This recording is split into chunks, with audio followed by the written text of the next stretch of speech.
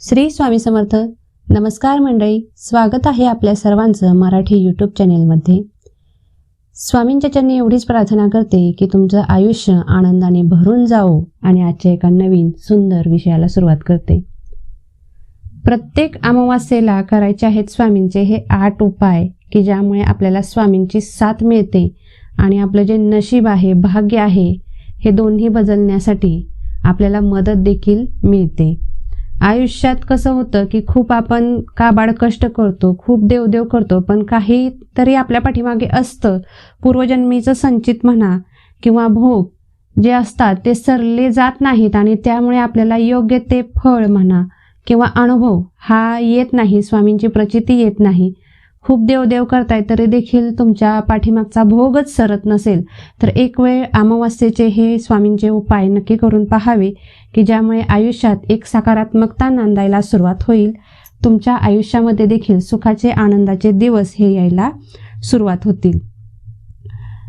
तर पहिला उपाय असा आहे की अमावास्येच्या दिवशी सकाळी स्नान करत असताना त्या स्नानाच्या पाण्यामध्ये म्हणजे आंघोळीच्या पाण्यामध्ये थोडेसे तीळ घालावे आणि नंतर आंघोळ करावी. आंघोळ झाल्यानंतर गव्हाच्या पिठाचे छोटे छोटे गोळे करावे. म्हणजे गव्हाचं पीठ मळून घ्यायचं आहे आणि त्याचे छोटे छोटे गोळे बनवायचे आहेत आणि हे गोळे बनवत असताना आपल्या कुलदेवाचं नाव घ्यायचं आहे. कुलदेव, इष्टदेव म्हणजे काय की ज्या देवाला आपण जास्त मानतो, ज्या देवाला आपण गुरु मानलेला आहे त्या देवांचं नाव घ्यायचं आहे. स्वामी समर्थांचे तुम्ही भक्त असाल तर श्री स्वामी समर्थ, श्री स्वामी समर्थ असं म्हणत म्हणत त्या कणकेचे गोळे बनवायचे आहेत. आणि जर तुम्ही आतापर्यंत गुरु केले नसतील तर एक वेळ नक्की गुरु करा, कारण गुरु विना जीवन हे निरर्थक आहे. आयुष्याचं सोनं जर व्हायचं असेल, करायचं असेल तर तुम्हाला गुरुपद स्वीकारणं, कुणाला ना कुणाला तरी गुरु स्वीकारणं हे अतिशय उपयुक्त ठरतं.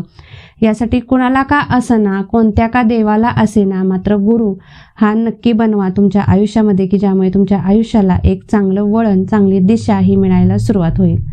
आणि हे कणकेचे गोळे आता किती प्रमाणात बनवावे तर 11 बनवू शकता, 9 अशा विषम संख्येमध्ये आपल्याला हे गोळे बनवायचे आहेत. हे गोळे बनवून झाल्यानंतर जिथे कुठे पाणी असेल, मग ते तलाव असो, नदी असो, विहीर आणि आडात फक्त नेऊन टाकायचे नाहीत. तलाव आणि नदीमध्ये, ओढ्यामध्ये तुम्ही नेऊन टाकू शकता. म्हणजेच हे गोळे आपल्याला माशांना खाऊ घालायचे आहेत. असं केल्यामुळे आपल्या आयुष्यातल्या 75% ज्या अडचणी आहेत त्या दूर होतात. उपाय दुसरा असा आहे की अमावास्येच्या दिवशी काळ्या मुंग्यांना साखर मिसळलेली जी कणिक आहे ती खायला द्यायची आहे. असं केल्यामुळे मनुष्याच्या सर्व पापांचा नाश होतो, सर्व पापांपासून मुक्ती मिळते आणि पुण्यकर्म जे आपण म्हणतो ना ते उदयास लागतं आणि हेच पुण्यकर्म आपल्या ज्या इच्छा आहेत त्या पूर्ण होण्यासाठी मदत देखील करत असतं. बघा, प्रत्येक वेळी आपल्याला मोठमोठ्या ठिकाणी अन्नदान करणं शक्य नसतं. प्रत्येकाची तेवढी परिस्थिती नसते की एखादा अन्नदान करण्याचा कार्यक्रम किंवा समारंभ आपण ठेवू आणि 5,000, 10,000 किंवा 100-150 लोकांना आपण जेवू घालू, गरीब जे लोक असतात त्यांना जेवू घालू, अशी परिस्थिती प्रत्येकाची नसते. अशा वेळी अशा लोकांनी गव्हाच्या पिठामध्ये थोडीशी खडी साखर किंवा आपली साखर बारीक वाटून मिक्स करायची असते आणि हे जे पीठ आहे ते काळ्या मुंग्यांना खाऊ घालायचं आहे. आणि जर तुमच्या आसपास काळ्या मुंग्या नसतील तर कुठे घालावं तर तुम्ही कोणत्याही पिंपळाच्या झाडाखाली हे पीठ नेऊन ठेवून यायचं आहे. पिंपळाच्या झाडाखाली मुळी शेजारी ठेवून या. तिथे काळ्या मुंग्या असतातच, कारण पिंपळ हे वृक्ष असा आहे की ज्यामध्ये सर्व देवी देवतांचा वास आहे. यासोबतच पितरांचा देखील वास या झाडामध्ये मानला गेलेला असून हे जे झाड आहे ते दैवी शक्तींनी परिपूर्ण असं झाड आहे. त्यासाठी आपण या झाडाखाली देखील हे जे पीठ आहे ते ठेवून यायचं आहे की ज्यामुळे आपलं जे पुण्य आहे ते वाढायला सुरुवात हे होत असतं आणि अन्नदान केलेलं पुण्य देखील आपल्याला भेटत असतं.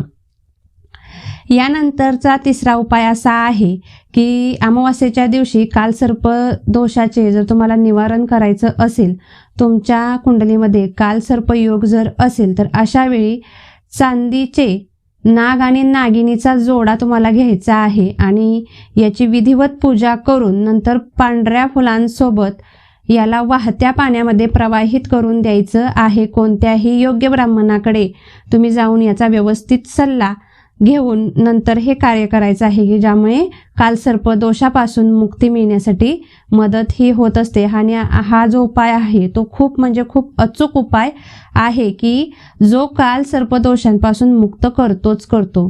पुढील उपाय असा आहे की अमावास्येच्या दिवशी कालसर्प दोष जर असेल एखाद्या व्यक्तीला तर अशा वेळी एखाद्या सिद्ध ब्राह्मणाला घरी बोलावून आणायचं आहे आणि घरामध्ये शिवपूजन करायचं आहे. म्हणजेच काय तर महादेवांचं पूजन करायचं आहे आणि हवन देखील करायचं आहे. यामुळे देखील कालसर्प जो दोष आहे तो त्या व्यक्तीचा कुंडलीतून नाहीसा होत असतो. या पुढील उपाय असा आहे की अमावास्येच्या रात्री 5 लाल फुलं घ्यायची आहेत. म्हणजे 3 सांजेच्या वेळी तुम्हाला हा उपाय करायचा आहे. अमावास्येच्या रात्री म्हणजे सरासरी 5 वाजल्यानंतर संध्याकाळी 5 वाजल्यानंतर 7 वाजेपर्यंत तुम्हाला हा उपाय करायचा आहे. 5 लाल फुलं घ्यायची आणि 5 कणकेचे दिवे बनवायचे आहेत. या कणकेच्या दिव्यांमध्ये कापसाची वात घालायची आहे, लांब वात असावी. याच्यामध्ये थोडंसं तूप घाला. तूप नसेल तर तुम्ही मोहरीचं किंवा तिळाचं तेल देखील वापरू शकता. आणि हे दिवे प्रज्वलित करायचे आहेत आणि एकत्रित एखाद्या मोठ्या पत्रावळीमध्ये हे दिवे ठेवा. यासोबतच ही 5 फुले देखील ठेवा. दिव्यांना हळदी कुंकू लावा आणि वाहत्या पाण्यामध्ये हे सोडून द्यायचं आहे. छोटीशी परडी जरी घेतलीत तुम्ही तरी देखील चालेल. हा जो उपाय आहे तो धन प्रबळ करण्यासाठी जो आहे ना, हा उपाय जो आहे तो धन प्रबळ करण्यासाठी अतिशय उपयुक्त ठरतो. म्हणजेच काय तर आपल्या जे घर आहे ते धनाने म्हणजेच पैशाने हे भरून जाण्यासाठी हा उपाय आहे. हा उपाय आता किती वेळा करावा तर तुम्ही सलग 5 अमावास्या हा उपाय करायचा आहे. एखादी जर अमावास्या काही कारणास्तव तुम्ही करू शकला नाही, म्हणजेच काय तर एखाद्या अमावास्येला जर अडचण आली किंवा सुतक आलं, विटाळ आला तर ती अमावास्या धरायची नाही, म्हणजे स्किप करायची. नंतर पुढची अमावास्या तुम्ही धरायची आहे. म्हणजेच काय तर हा उपाय करायचा आहे. एक अमावास्या सोडून नंतर पुढच्या अमावास्येला तुम्ही हा उपाय करू शकता. अशाप्रमाणे तुम्हाला 5 अमावास्या हा जो उपाय आहे तो करायचा आहे की ज्यामुळे घरामध्ये पैसा हा भरपूर प्रमाणात यायला सुरुवात ही होत असते.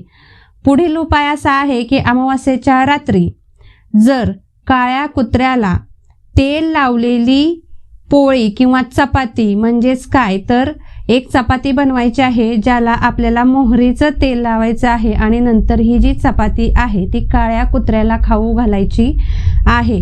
या उपायामुळे सर्व जे अज्ञात ज्ञात जे काही शत्रू असतील तुमचं मन जरी तुमचं वैरी असेल, शत्रू असेल, घरात शत्रू असतील, बाहेर शत्रू असतील, न कळत तुमच्या तोंडावरती गोड बोलत असतील मात्र पाठीमागे कुरबोडी तुमच्यासाठी करत असतील, काहीतरी उपद्रव तुमच्यासाठी पुढे वाढून ठेवत असतील, मुद्दाम तुमच्याशी शत्रुत्व घेत असतील, तर असे जे काही शत्रू असतील ते पूर्णपणे नष्ट होतात, नाहीसे होतात. याचा अर्थ असा नाही की ते मरण पावतात, फक्त तुमच्याशी शत्रुत्व त्यांचं बंद होतं. जागच्या जागी हे शत्रुत्व आहे ते थांबलं जातं.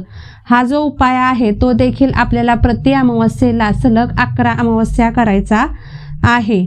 यानंतरचा उपाय असा आहे की अमावस्येला चुकूनही घरामध्ये मांसाहार करायचा नाही, नॉनव्हेज बनवायचं नाही, मादक पदार्थांचं सेवन करायचं नाही, कोणाच्याही घरचं अमावस्येच्या दिवशी चहा देखील घ्यायचा नाही.